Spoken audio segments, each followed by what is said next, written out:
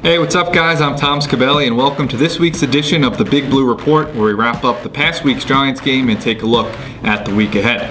So the Giants started off their season with a brutal 19-3 loss in Dallas last night. It was an absolutely abysmal game to watch from start to finish. If your options were rewatching that game or banging your head against a wall for 3 hours, I'd probably recommend the latter. It started off awful for the Giants offense, 3 and out after 3 and out. They just couldn't get anything going. I think at one point the Giants had 49 total yards when the Dallas Cowboys had run 47 plays, so it's obviously not great if you're a Giant fan. The defense was actually pretty good for the Giants. B.J. Goodson led the way with 18 tackles, but they were on the field just way too much because the offense just couldn't stay on the field. Eli Manning was under pressure all night. I know a lot of people are going to be critical of him, but people forget that he won 2 Super Bowls, so I think people should maybe be a little less hard on him.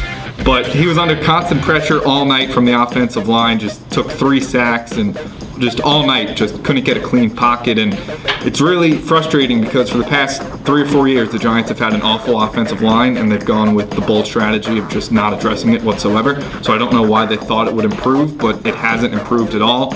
And without Odell Beckham, really didn't help at all, even if he was there, unless he was going to gain 100 pounds and block for Eli Manning. I don't think it would have made much of a difference. A couple Giant receivers did make their team debut. Brandon Marshall made 1 catch. It was meaningless at the end of the game.